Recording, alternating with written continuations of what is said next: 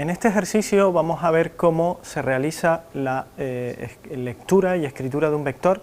Es un algoritmo sencillo donde vamos a ilustrar que para manipular este tipo de estructuras de datos, en este caso vectores, necesitamos utilizar estructuras repetitivas, tanto para leerlos como para escribir los distintos componentes que forman parte del vector en este caso.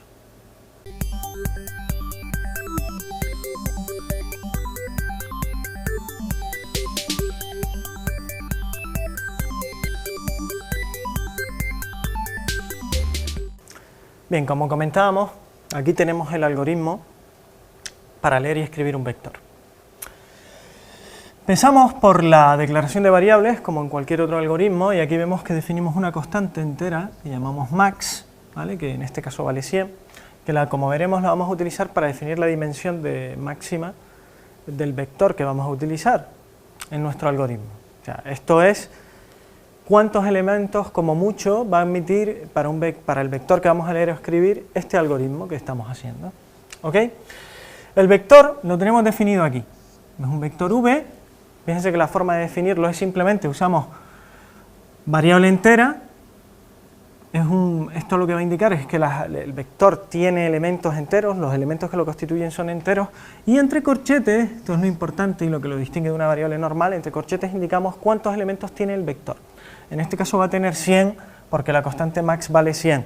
Podríamos haber puesto aquí 100 directamente. Lo que pasa es que resulta adecuado normalmente no usar constantes numéricas en los algoritmos, y cuando las usamos lo conveniente es nombrarlas como una constante y darle un nombre.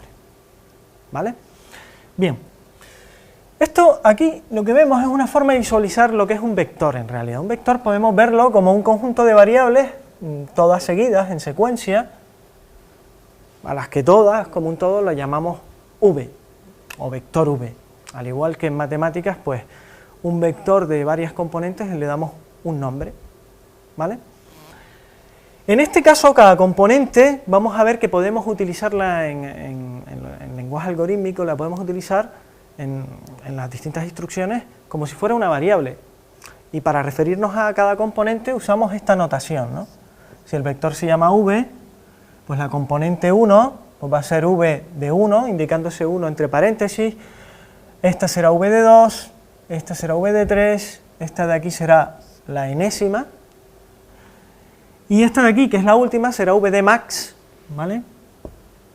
Porque en este caso max vale 100. Bien. Además, vamos a ver que en nuestro algoritmo definimos dos variables enteras más. La variable entera n nos va a indicar la dimensión real del vector que introduce el usuario. Nuestro algoritmo, debido a que v está definido con 100 elementos, en este caso porque max vale 100, pues como máximo va a admitir vectores de 100, pero a lo mejor el usuario nos introduce un vector de menor longitud. Entonces tenemos esta n para preguntarle esa longitud, esa dimensión del vector al usuario. Y luego con i vamos a ver que vamos a ir recorriendo, vamos a ir recorriendo el vector a medida que lo leemos, porque no podemos leer el vector completo, tenemos que leerlo elemento a elemento, componente a componente. Y lo mismo para escribirlo. Vamos a verlo a continuación. En este algoritmo lo primero que hacemos es leer la dimensión que el usuario va a introducir. Este algoritmo no lee un vector de 100 elementos, sino lee un vector que a lo sumo puede tener 100 elementos. Y aquí le preguntamos al usuario, ¿vale? Le preguntamos que introduzca la dimensión real del vector y le decimos que esa dimensión tiene que ser superior a 0 y no puede superar a max. Aquí el usuario introduce el dato y luego este bucle, repetir, lo que hace es garantizar que el usuario ha introducido un valor de n correcto, porque no puede introducir un valor de n negativo. Si fuera negativo, otra vez le volveríamos a preguntar. No puede haber vectores con longitud negativa. Y por otro lado, no podemos pasarnos de 100, del valor de max, porque entonces, digamos, no podríamos almacenarlo. Nuestro algoritmo solo está preparado para un vector de 100 elementos, como tenemos aquí indicado. Hombre, si vamos a suponer que el usuario puede usar un vector mucho más largo, pues simplemente lo que tenemos que hacer es aumentar ahí la constante. Bien, lo siguiente que vamos a hacer una vez el usuario ha introducido un valor correcto de n es leer el vector. Aquí le indicamos que a continuación vamos a leer el vector y aquí viene lo importante. Vamos a usar un bucle para ir leyendo elemento a elemento del vector e irle preguntando elemento a elemento al usuario. Para ello usamos una variable, la variable i, como comentaba, que va a contar desde 1 hasta n, y lo que vamos a hacer ahora es preguntarle individualmente por cada elemento al usuario, con esta instrucción que vemos aquí, donde le indicamos con la i qué componente concreta estamos leyendo, y a continuación la leemos. Y fijémonos aquí que lo que estamos haciendo aquí es leer y v de i, fíjense, lo que quiere decir esto es, el dato que voy a leer lo voy a introducir en la componente i del vector v. Y esta componente i pues será aquella, digamos, me referiré a la componente que indique i. Si la i vale 1 será v de 1, si la i vale 2 será v de 2, y si la i vale n pues será v de n. De esa manera voy leyendo todo el vector, ¿vale? Una vez terminemos este bucle, pues ya tendríamos el vector rellenado con los datos que nos ha introducido el usuario. Recordar que la n no tiene por qué valer max, el valor de la n puede ser inferior, con lo cual leemos los datos que el usuario nos introduzca hasta donde él haya indicado la n, y a continuación lo que vamos a hacer para ilustrar cómo escribir un vector, vamos a ver cómo escribirlo. La forma de escribirlo, bueno, aquí simplemente ponemos un mensaje indicando que vamos a escribir el vector que acabamos de leer, y aquí usamos otra vez otro bucle para ir, que también cuenta desde 1 hasta n, para ir escribiendo cada elemento individual del vector por pantalla, ¿vale? Aquí colocamos el mensaje y aquí el valor. Y fijémonos cómo nuevamente usamos la misma notación para referirnos a cada elemento, a cada componente del vector. De esta manera, a medida que vamos en cada iteración del bucle, vamos aquí imprimiendo cada componente, primero v1, luego v2, así hasta que la i llegue a n. Y con esto acabaría nuestro algoritmo.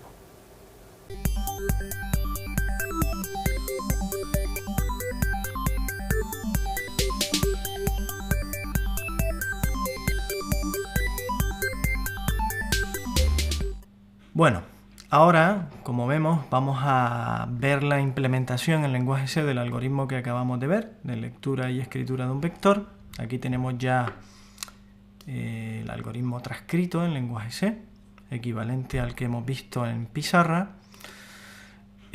Como vemos, en C siempre comenzamos los programas normalmente con los ficheros de inclusión de la librería estándar de C, en este caso pues los std y stdlib, que los necesitamos para incluir funciones como printf, scanf o system, ¿vale? Esta que encontramos aquí. Y luego lo siguiente que hacemos es definir la constante max, que va a ser el número máximo de elementos que va a tener el vector que vamos a declarar en nuestro algoritmo.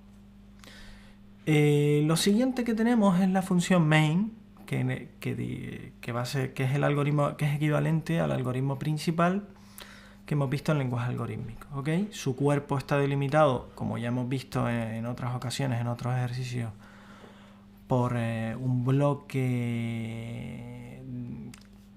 delimitado por llaves, ¿no? Un abre llaves y un cierra llaves, y aquí en el cuerpo de este bloque o de la función main tenemos las instrucciones de nuestro algoritmo, ¿no?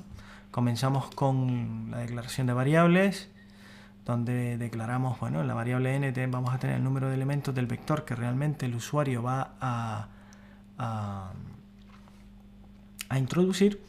La variable i, como veremos, la vamos a utilizar para recorrer el vector, para leerlo por teclado, y para escribirlo en pantalla. Y luego aquí tenemos la definición, o la declaración, mejor dicho, del vector v que vamos a utilizar en nuestro programa, que es de tipo real, y en este caso usamos uno de los tipos para representar reales que hay en C, en este caso double, que recordemos que almacena números de doble precisión, números en coma flotante, doble precisión. Bien, Lo que hacemos a continuación es leer los datos de nuestro programa. Lo primero que tenemos que saber es cuántos elementos tiene nuestro vector o el vector que vamos a leer, y que lo vamos a hacer con este bucle do while, puesto que queremos comprobar que el número de elementos del vector que introduce el usuario no es ni negativo ni superior a max, en este caso 100.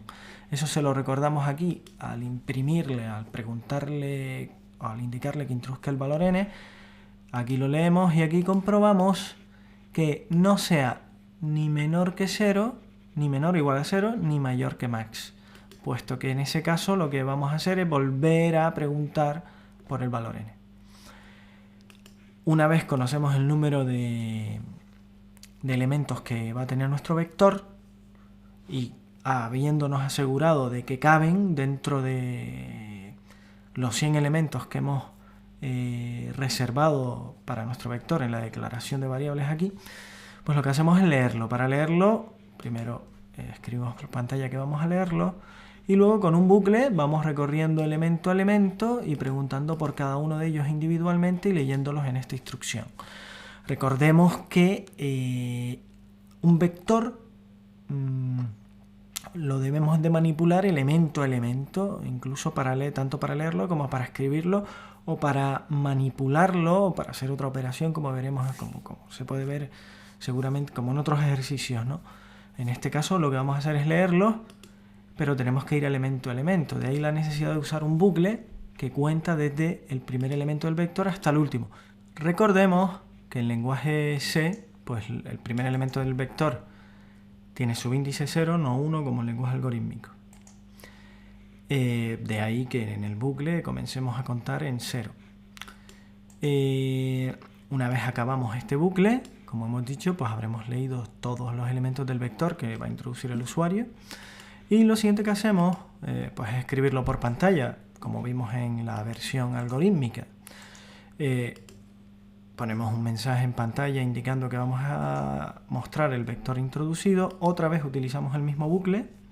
Lo que pasa es que lo que va a cambiar, o sea, en el sentido que va a tener el bucle, como vamos a otra vez a recorrer el vector y escribir elemento a elemento, pues los límites del bucle y la cabecera del bucle vemos que es exactamente igual.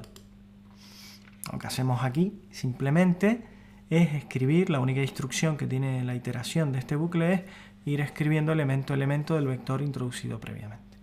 Una vez acaba el bucle, pues termina lo que tenemos que hacer. Con la instrucción system pausa le indicamos al usuario que el programa se para, esperando que el usuario pulse una tecla, y bueno, y luego ya finaliza con el return 0. Vamos a ver ahora, vamos a compilarlo y ejecutarlo. Compilamos, no hay errores por supuesto, y ahora lo vamos a ejecutar, ¿no? Bueno, se nos pregunta por esta instrucción de aquí, es este print, y ahora se está esperando a que introduzcamos un dato, en este caso el número de elementos. Veamos que si pongo un número negativo, pues me va a volver a preguntar, puesto que él lo comprueba. Incluso si le digo 0 también, si le pongo un valor mayor que 100, pues tampoco lo va a admitir, puesto que no tiene espacio para almacenar el valor extra. O si le pongo 1000, pues también me vuelve a preguntar. Bien, vamos a introducirle un vector en nuestro ejemplo de 5 elementos.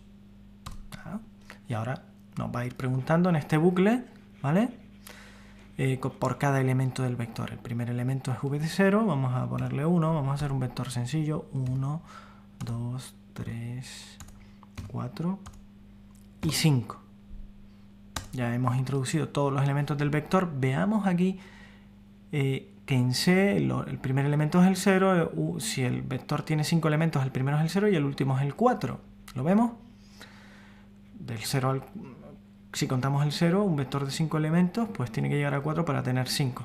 Por eso el bucle aquí tiene un menor y menor o igual que n como condición y no un y menor o igual que n. ¿Ok? Y atención a esto, porque es una diferencia importante entre el lenguaje algorítmico y el lenguaje C.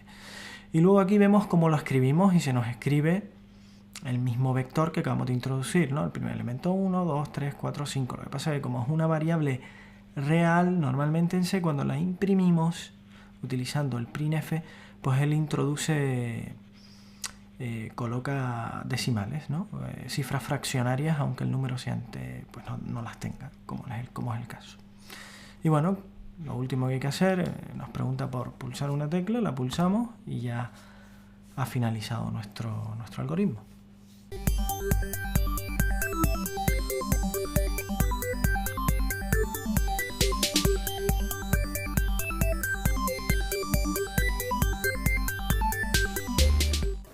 Como conclusión de este ejercicio, hay que destacar sobre todo el hecho de que para leer, escribir y en general para manipular vectores es necesario normalmente hacerlo componente a componente. No hay ninguna instrucción que nos permita hacer operaciones con el vector como una unidad.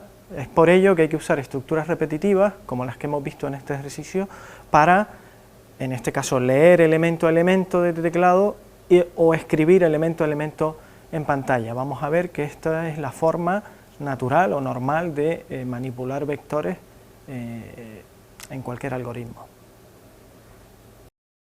Universidad de Las Palmas de Gran Canaria, Vicerrectorado de Calidad e Innovación Educativa.